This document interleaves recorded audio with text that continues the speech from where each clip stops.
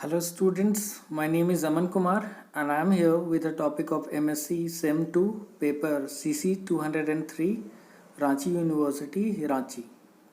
So the topic which I am going to deal is the ultrastructure of skeletal muscle. Before coming to the molecular level, we must have an idea of what exactly is a skeletal muscle. So as you all must be knowing that skeletal muscle are one of the type of muscle among the three basic types that we are knowing. Can you all recall the other two types? If yes, please write it on the comment section. Skeletal muscle are the largest group of muscle and alone make up about 40% of body weight in males and 32% in females in case of human. Skeletal muscles have a basic function of locomotion. There are three prominent features of skeletal muscle.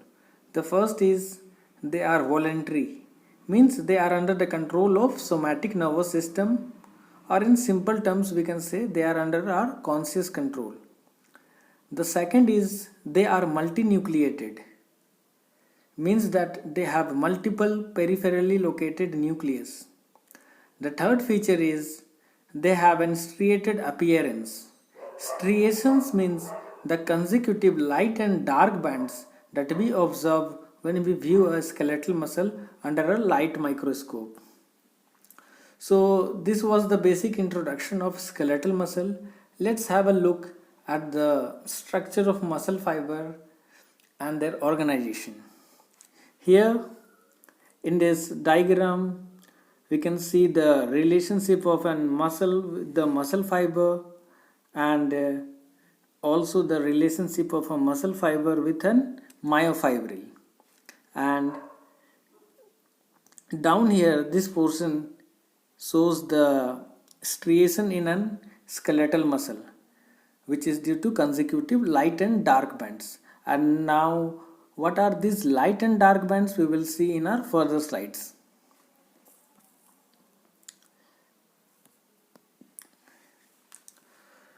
Now coming to the hierarchy of organization, starting from organ to molecular level, the first is whole muscle, which is an organ, and when we go inside a muscle we see muscle fiber, which is a cell, and inside a muscle cell there are certain intracellular structures that we call myofibrils, and these myofibrils are made up of cytoskeletal elements called the thick and thin filament. And when we further magnify muscle fiber at molecular level, we see basically two kinds of contractile proteins, that is actin and myosin. And there are other associated proteins also which are regulatory in nature, such as troponin and tropomyosin. So now we all have seen the hierarchy of organization. It would be easier for us to understand the further details. So next we are coming to the structural component of skeletal muscle, of which first is muscle fiber. As we have seen earlier, muscle fibers are the individual cells that are the building block of muscular system. Each muscle fiber is a single cell that is multinucleated, long, cylindrical, and is surrounded by cell membrane, which is known as sarcolemma. The multinucleated nature of skeletal muscle is due to the fusion of smaller cells called the myoblast, giving it a syncytium appearance. So this is the diagrammatical representation of muscle fiber. Here you could see the muscle fiber and numerous hundreds and thousands of myofibrils inside a muscle fibers, which are the contractile elements.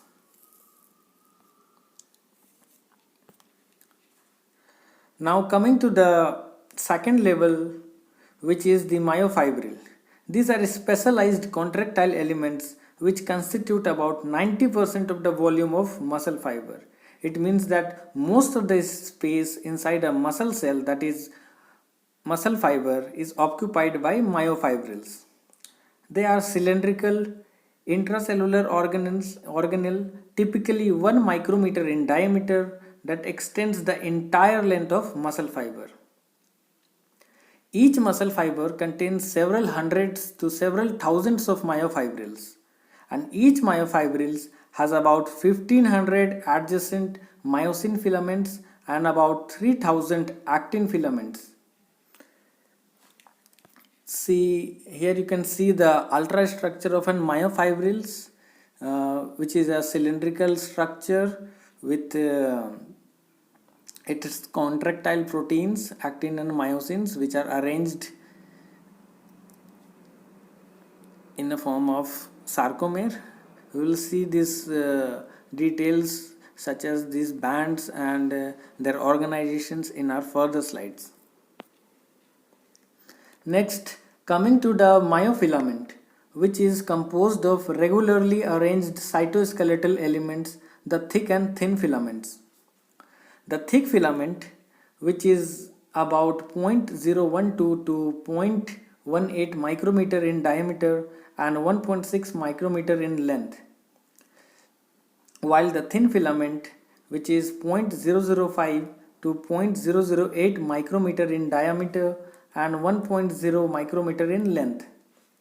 The thick filament is composed of protein myosin, while the thin filament is made up of actin along with other proteins like troponin and tropomyosin. Here we can see that this thick filament is made up of myosin, and this thin filament is made up of actin, troponin and tropomyosin. These three protein molecules constitute the thin filament.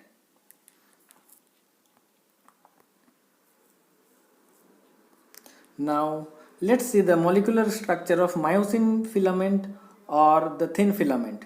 These both terms, myosin filament and the thick filament, are interchangeable. Means they have the similar meaning, myosin filament or the thick filament.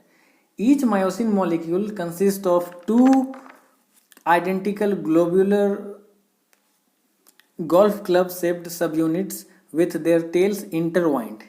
Here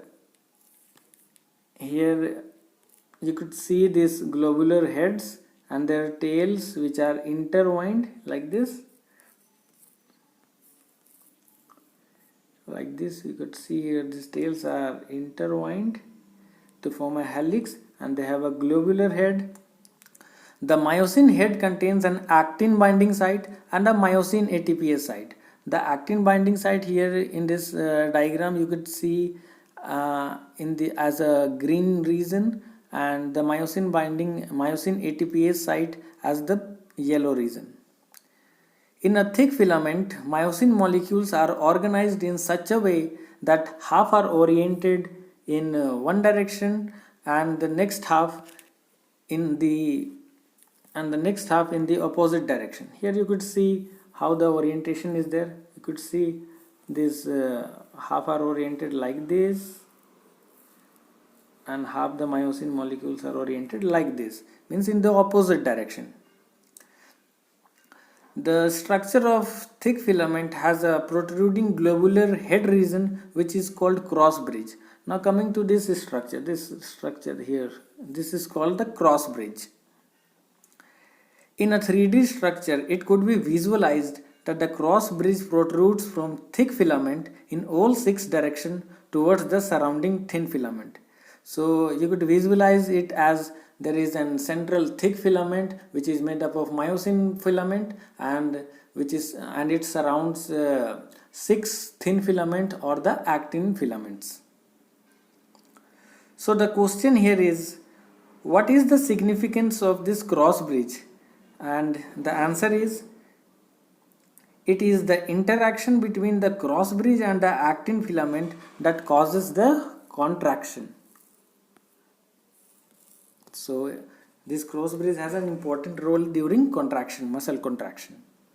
Now let's see the molecular structure of actin filament or the thin filament. Actin filament is composed of 3 components. We know this is as it is here, this actin, troponin and tropomyosin. These 3 proteins constitute actin filament, and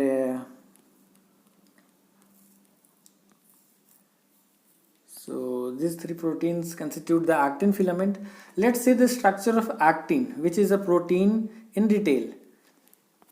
Here you can see the structure of actin molecules.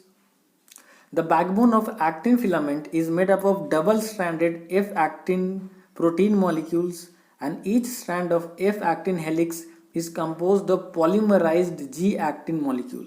So here in this diagram we can see this single unit,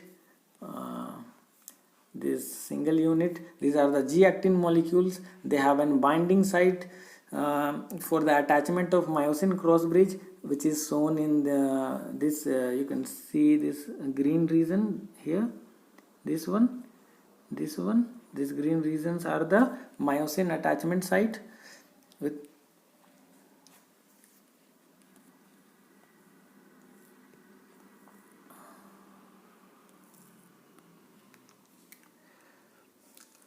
attached to each of the G-actin molecule is one ADP. This G-actin molecule has an bound ADP, and this site is the active site for attachment of myosin globular head.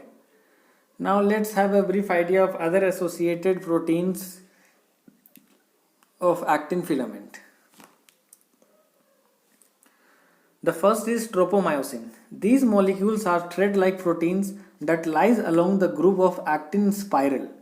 They are present over the actin spiral. You could see in this diagram how they are present here.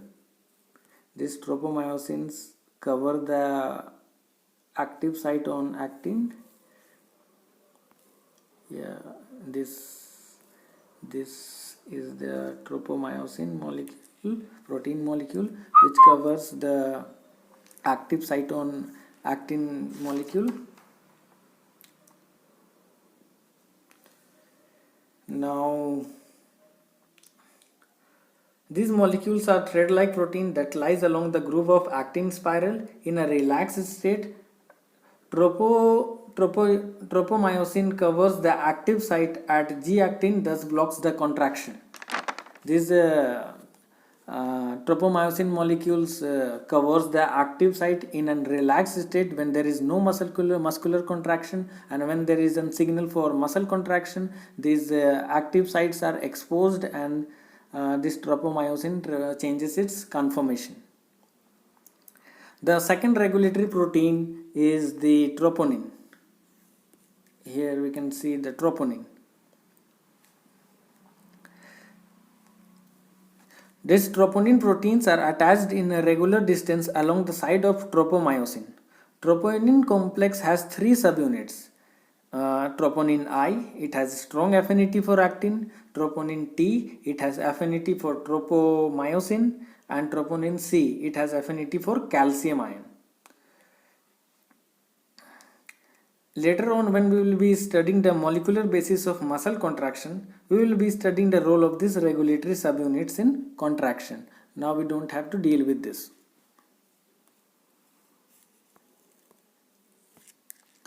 Now, coming to the arrangement of protein and their zonation within myofibril.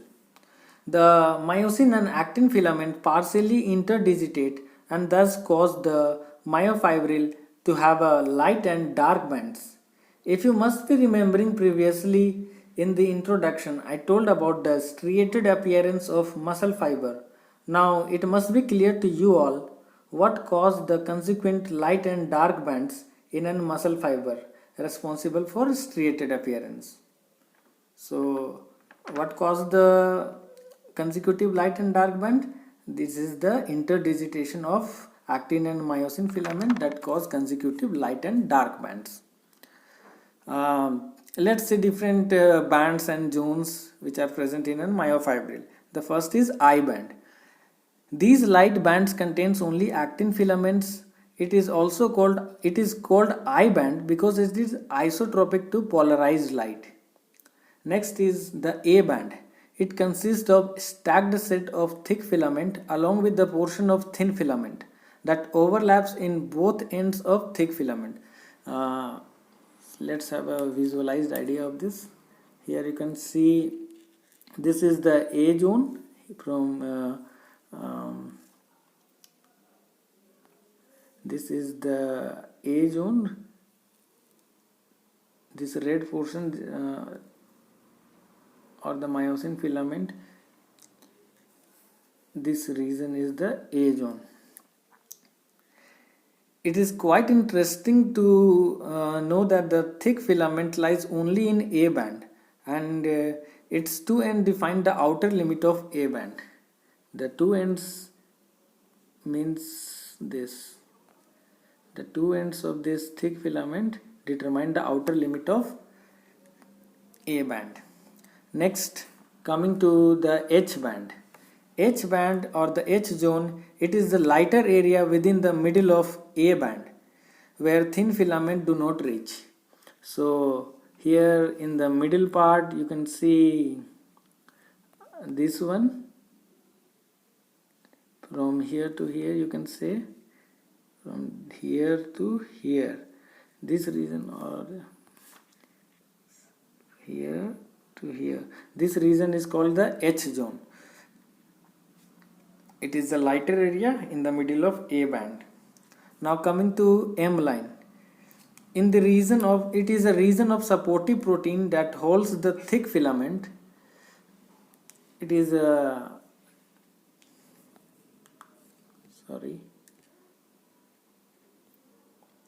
M line. It is the region of supportive protein that holds the thick filament together vertically in its position. M line extends vertically down the middle of A band within the center of H zone. So where does these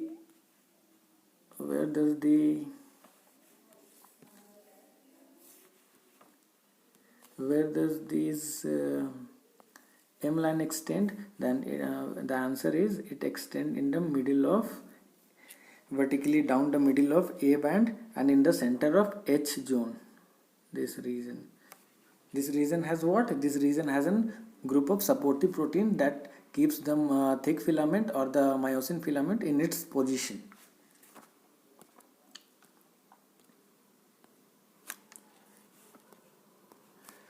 Now next is the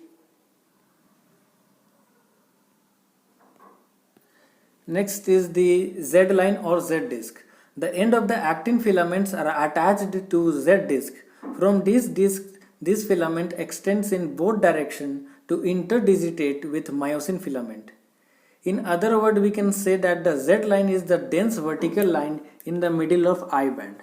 So we can say that Z line is the dense vertical line in the middle of I band. So from here to here is the I band, and in the middle of this I band here is the Z line. You can say here is this one is the Z line, this portion, middle one, which is a zigzag like structure, this one. So, now coming to sarcomere. Sarcomere is the basic functional unit of skeletal muscle. Basic functional unit of skeletal muscle means what? It is the smallest component of muscle which is capable of independent contraction and expansion. It is in the similar way, like we can say in case of kidney, nephron is the basic functional unit. In the similar way, this sarcomere is the basic functional unit of an muscle fiber.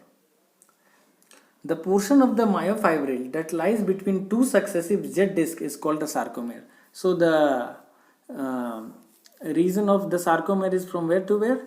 From two successive Z discs. This here, this portion. From this region to this region. These are the Z disc, this one, and this portion between two Z discs is called the sarcomere, which is a functional unit of muscle, and it has the capacity of independent contraction.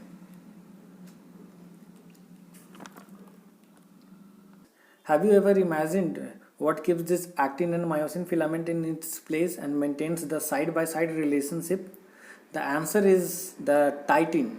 Titin is a protein which is elastic filamentous protein. It is having a springy nature which changes the length of sarcomere in contracted and relaxed state.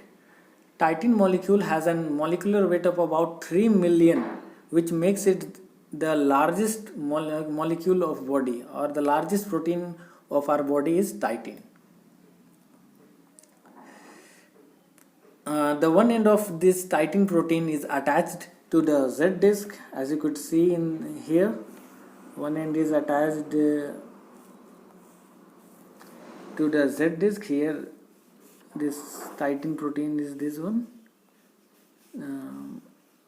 This one is the titin protein here, zigzag structure. One end is attached to what?